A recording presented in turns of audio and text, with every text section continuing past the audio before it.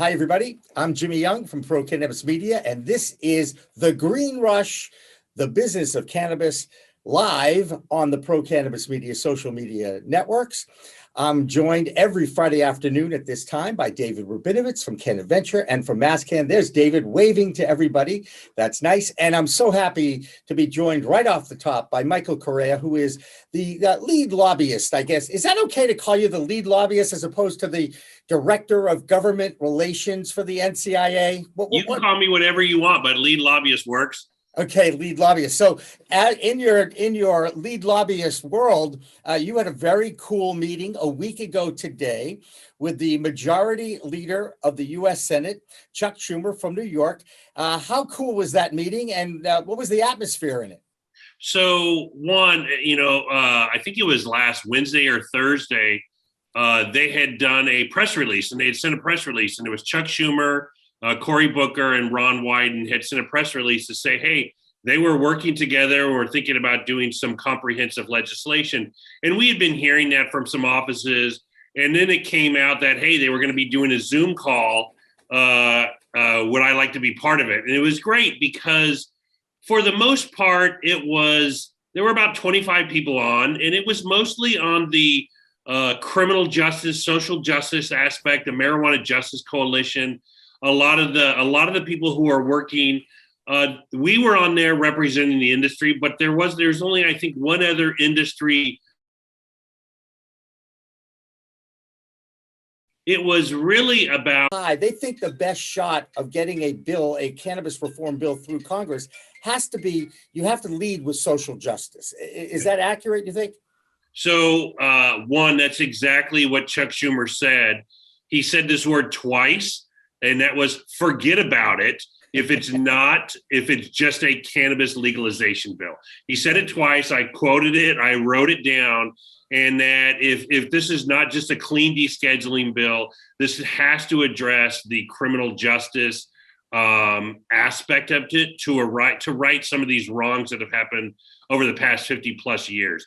And so they understand that, and that's going to be an important issue, an important driver. This is not just and you saw this during December when the House was voting on the MORE Act, right. And that was they never viewed it as a cannabis legalization bill. They viewed it as a criminal justice reform bill, and cannabis legalization is part of the bigger picture of all the things they need to address. And Senator Schumer was reiterating the importance that has on this. David, you got something? I bet you do. No. I'm listening. I'm fascinated by this because this is something I didn't catch during my reading this week. It's led a lot of the cannabis media newsletters that have been out there. As I was telling Michael before we went on, every time I opened up another newsletter, Michael Correia from the NCIA said, or Morgan Fox got some equal time too this week too, which I thought was nice. So it doesn't surprise me that this is what's going on, because I remember when I read Bruce Barcott's book, Weed the People, the editor from Leafly, and how on the double date that he had with his friend, they explained to him that this wasn't a drug issue anymore. This truly was a civil rights issue. Yeah. And I think that has stuck with me. And of course, as I continue to follow and listen to all the goings on the floor in Washington, D.C. and what you're up against, I'm guessing this is what politics is all about. I've always tried to avoid politics as much as possible in my life. Now I'm right in the middle of it. And now I'm involved with an industry that it seems like the cannabis plant has really become almost like the number one issue in politics. It's tied to so many things. It's tied to banking. It's tied to civil rights. It's tied to drug enforcement, law enforcement. I'm guessing taxation, revenue, so many things that it touches. Right. And again, that's another reason why we do what we do, because it is a fascinating time to be talking about this subject. From your perspective, you know how divisive the Senate is along party lines. How do you structure your strategy when it comes to perhaps swaying some of the Republicans to come over to the side, or at least appeal to their populace of how popular this is and why they should be supporting whether it is social justice or descheduling. How do you go about your strategy there? How do you pick? A couple things, and you mentioned politics and the old adage about not watching the sausage being made, and what goes on in DC is a lot of sausage making. And I'll be honest with you, all I know is politics. I was a political science major. I got out of college. I've been working in politics. That's my whole existence. Like my reality is not based in the real world of business and running businesses like a lot of you guys. And I understand politics. And you mentioned cannabis. Like you could sort of break it into three components. There's the decriminalization aspect. Just stop arresting people. Okay, that's one section. You see a lot of states going forward to that. Then there is the tax regulate component. Like, what are we doing to have a regulated industry to get the illicit market coming out, tax it, regulate it, and go from there? But the final thing is, how do we address all the wrongs that have happened over the past 50 years? And that's all tied in sort of along the spectrum. Yeah, it's easy. Just stop arresting people. They could, do that tomorrow. And that's a big thing. But the other thing is think about how many people's lives were ruined over these past 50 years because of this. And now someone gets to jump in and make a bunch of money off this. So you just can't look at it as one section over the other. You have to look at it holistically. So that's one thing. And the other thing I look at, I tend to be a realist, and it's not what Michael Correia wants. It's not what NCIA wants. What matters is, I'm going to point this way because that's where the Capitol is, 2 blocks from us, even though it's behind a barbed wire fence, which really frustrates me, is what the Capitol, what can we get 218 representatives to agree on, 60 senators to agree on, and get on the president's desk and sign? And, the House Democrats are a lot further along and more progressive on this issue than moderate Democrats, moderate Republicans, and the Republican Party, especially senators. And so, Chuck Schumer said, and Senator Schumer, I don't know him personally, so I'm not going to call him Chuck Schumer. Senator Schumer said, this is going to be a priority. This is something they want to do. They know where elections go. They know there's an election in 2 years, and they know that their time leading DC could be 2 years. So they're looking at that as a window, and it's going to be a priority. And he said, once we get the votes, we're going to do this, and we're going to do it right. But with that being said, you do need 60 senators to get something done like this. Well, is someone like a Joe Manchin, he's a Democrat from West Virginia, is he going to be okay with something like this? They only have 50 Democrats. You lose 1 or 2 Democrats, now you need a dozen Republicans. And so are a dozen Republicans going to be there?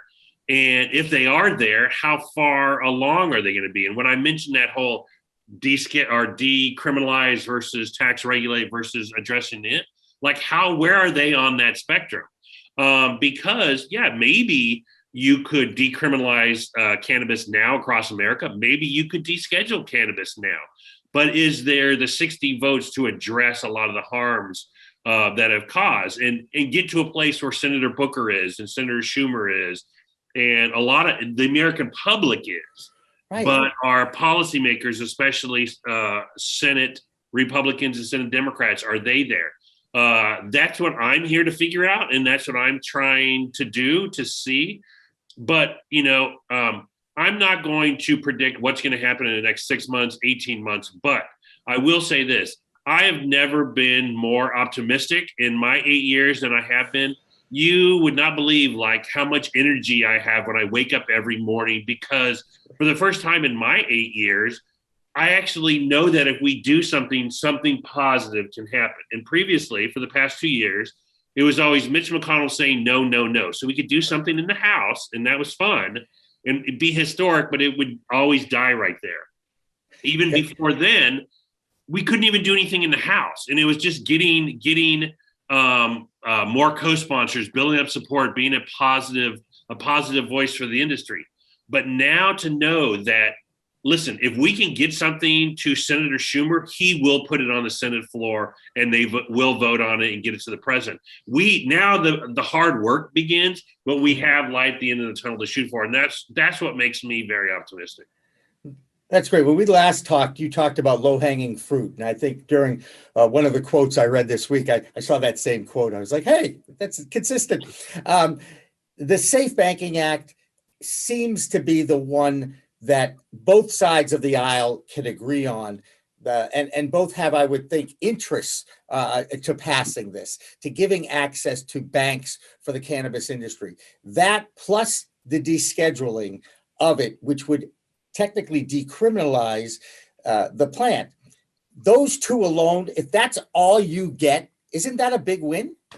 So the realist in me says, yes, anything we can get. And I love sports analogies, to move the chains. Do you sit back and wait for a home run, a 3-run home run, or do you get a couple singles and get it? So anything that advances cannabis reform, I'm supportive of.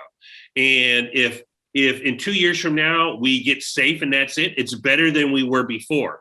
If we get safe in a deschedule bill, it's better than we were before. And so I'm optimistic, and that's what I want. But there is a large amount of energy on like House Democrats, progressive Democrats, social justice fighters, people on criminal justice reform, civil rights, that want to address all these issues. They want to go for the home run. And it's meeting somewhere in there of the striving for the great, and then being realistic and accepting what Congress is willing to do. That luckily, I'm not running for office, and I don't have to make that decision. All I can do is build a case and build support and educate the public, because I guarantee you, the public is supportive of this. The public is there polling.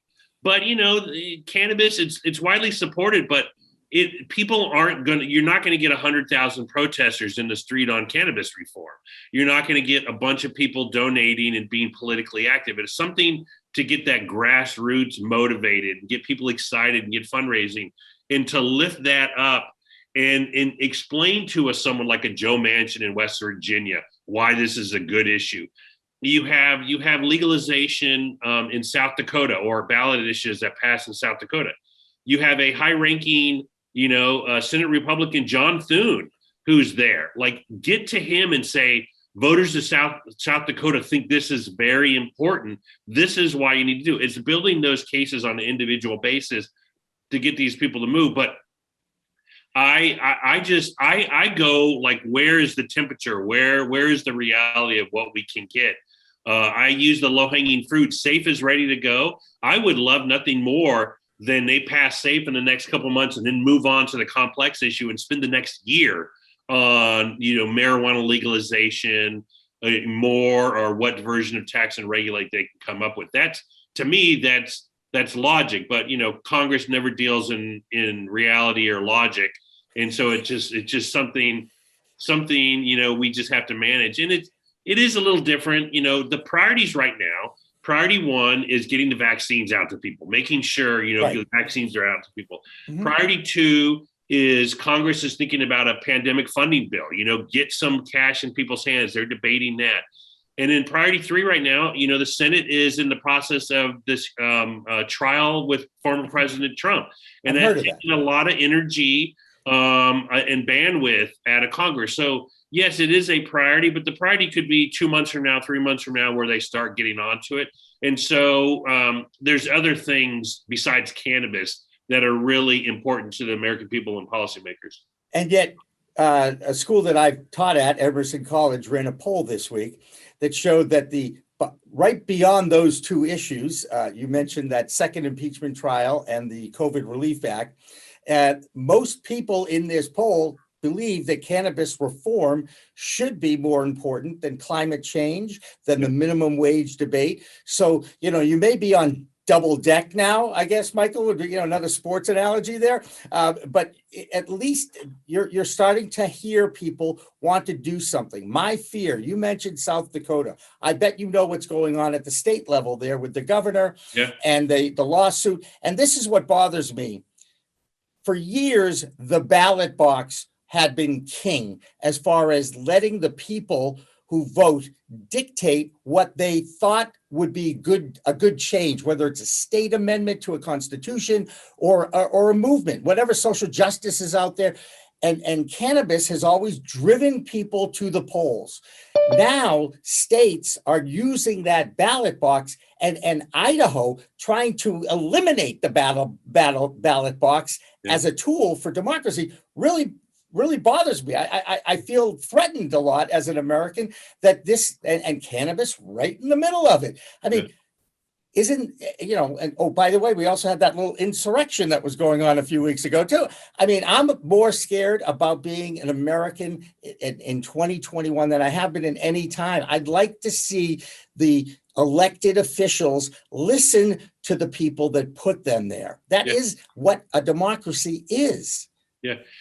You bring up a lot of good points. And, my view in all my years of politics is if the public really wants something, eventually they're going to get it. Now, it could be slow. It could take 5 years, a year, 5 years, 10 years, 25 years, but they're going to get there because that's what the public wants. Now, what's happening in South Dakota is wrong, but it's a political decision. And I hope the voters of South Dakota hold people accountable. And if that's what the governor wants and that's what policymakers want, run on that. Tell the public and say, this is what I want, and then see where the voters go. And in Idaho, it's the same thing. But you've seen poll after poll after poll, election after election after election. The support of this is 60 to 80+%, depending on, how you ask, where it's at. You saw this in Oklahoma where 56+% voted for cannabis like 2 years ago.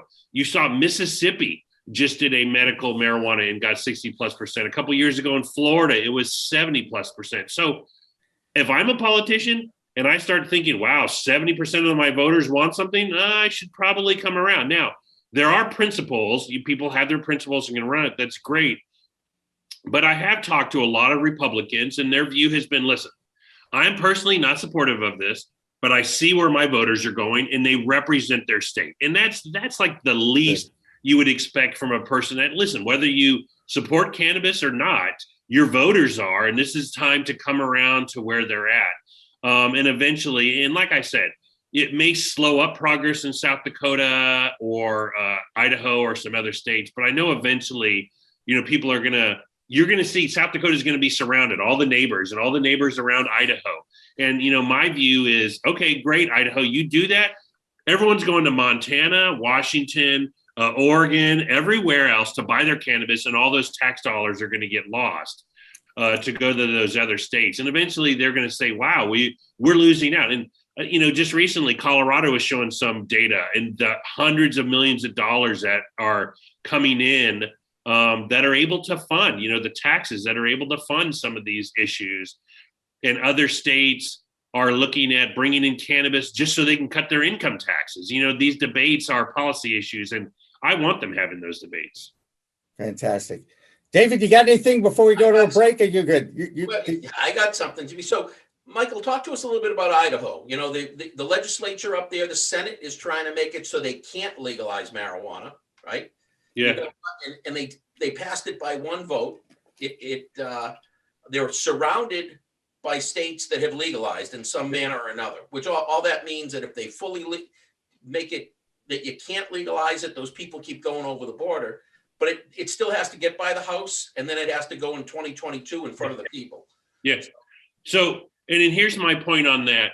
And right when that happened, someone sent me the news story, and I go, I mean, yeah, sure, but this has to go in front of the voters. And do we really think that? And here's the thing. I'm a believer in democracy, and I'm a believer in what the voters do. And if Idaho voters don't want it, then they don't get it. Give them a chance to do it. I think Idaho policymakers would be a little surprised of the results if they put it out there. And I think it would be a great test run. And listen, this buys them 18 months, 2 years. And then they put it on the ballot, the voters say no, and then they bring it back up on a ballot initiative or go from there. So it may delay it, but the voters are still there. And listen, hopefully if voters are smart, they'll start voting out some of these people that have these positions that are wrong on whatever issue, they're there for. But on cannabis, it's one big one. And Jimmy, you mentioned, the partisan divide. Cannabis is the one, I hate to say it's the one great unifier. We will have the most extreme right-wingers and the extreme progressive lefties, all in the middle, centrists and everything, the whole spectrum when it comes to supporting our issues, co-sponsors and other things. And I think, this town is very divided, but that is one thing that seems to get people to sit around the table and talk about. And pass a joint. Oh no, I didn't say that. Yes. But we kid about that, and yet I really do believe that God put this plant on the earth thousands of years ago, so that people could use it as a healing device, not just for what may ail you, and the dozen different diagnoses or 24 diagnoses out there, but also just to have people connect. It's a connecting medicine for humanity.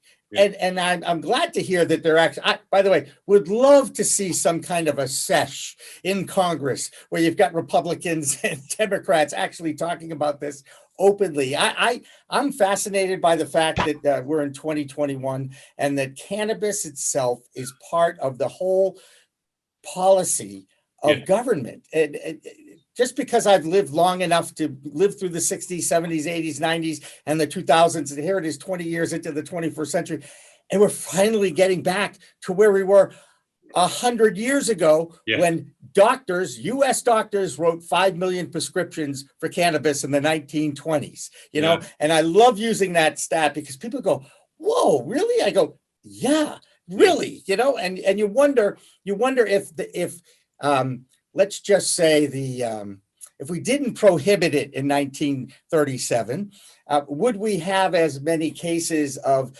epilepsy or cancer or all these ills? I mean, it's just incredible to me. And then the conspiracy person in me starts thinking about, geez, did Big Pharma drive all this? Are you concerned about, if we do go finally legal, that Big Pharma will control the whole industry? Well, I mean, I'm not concerned. I'm worried that, it's not worried. I want, the day after legalization, we like you've been saying for all these years, we've been fighting for all these years. And then legalization happens and we go, wow, I'm not comfortable with that. Like, it's something I didn't want or I don't recognize. And let's be honest, no one wants legalization. And then the day after, they have to go to their pharmacist to get some synthesized drug or something to treat it. And, NCIA's view is free the plant, it's free the plant, deschedule this bill. But to think that this is going to be a commodity like tomatoes, that's not going to happen. We need to somehow treat this, create a regulatory structure, do something, because it is a drug. It is a drug, and it's something we have to watch. But I look at this, I see the parallels with alcohol. You can brew beer in your own house. Anyone can brew beer in their house. You can go down to a liquor store or a store and buy beer, and you can go to a bar and consume beer. There's that sort of freedom around it. I want the same thing, and I want the plant free, but at the same time, I want the science. And if there's pharma out there that says, oh man, we've synthesized this portion, this cannabinoid or something addresses this issue, this is wonderful. Market it, sell it, do whatever. I don't want it at the expense of freeing the plants, and use the science, do whatever you can on other things. And as long as that happens, I'm happy. But yeah, to agree, I'm not seeing any energy that way, but I could see that happening. I don't want to go in that direction where we free the plant and all of a sudden it's locked back up behind a pharmacy. Right. I get you. I'm all for that. And I think freedom will prevail and the right will happen. One last question before I let you go. And we've completely blown off our show at this point. Anyway, as far as the format goes, we missed 420 and Lord knows it's Friday at 420. I like that time. But I do want to ask one more thing. So when I sat with Steve D'Angelo a year ago in Jamaica, and he explained to me that the executive of the government can call the Department of Justice and make an administrative or an executive decision of some kind to deschedule the plant.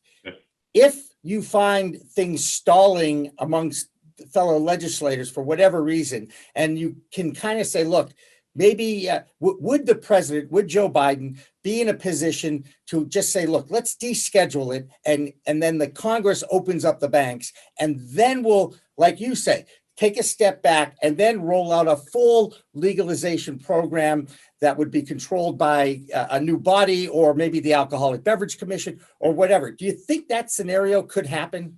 So, one, the president doesn't have power to snap their fingers and legalize cannabis, but Right. they have the authority to direct the administration to start the process of, findings and what it would take to deschedule the bill, which Right. would start the process and then eventually lead to the descheduling of cannabis or rescheduling of cannabis. Okay. Congress could do it. When they asked Obama that, he had the power to do that, but he said, this is an important decision and I want Congress to do it. Right or wrong, you can respect it as what he said. So I could see something, the vice president is Kamala Harris. She was a supporter of a co-sponsor of the MORE Act. Mm-hmm. She's from California. Like, she understands the nuances of the issue in industry. And I could see if Congress doesn't do anything over the next 2 years, maybe there's some momentum to maybe do something administratively, start that process. That's something they definitely could do. And that's something, we want to educate as many of these nominees and appointees who are going to fill up our government of understanding cannabis and what they can do administratively to make this a lot easier. So yes, it's possible. Well, we want your job to be a little easier, Michael, because we know for the most part, you do work your fanny off. And we the people out here who support the NCIA and also the cause support you. And we wish you the best in the future. At least the atmosphere has changed a little bit over the last few weeks down there, hasn't it? Yeah, definitely. And like I said, I've gotten a lot busier, but I'm definitely excited and energized of what the next year or two is going to play out.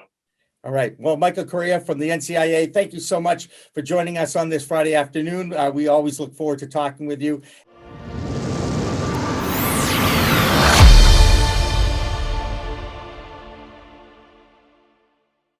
Pro Cannabis Media programming is available live and on demand on our Facebook page at Pro Canna Media, on Instagram at Pro Cannabis Media, on LinkedIn also at Pro Cannabis Media, on YouTube and YouTube Live on Pro Cannabis Media, Twitter at Pro Canna Media, and on twitch.tv/Pro Cannabis Media. So like, share, and subscribe to all of our content, newsletters, and shows live or on demand. We are Pro Cannabis Media.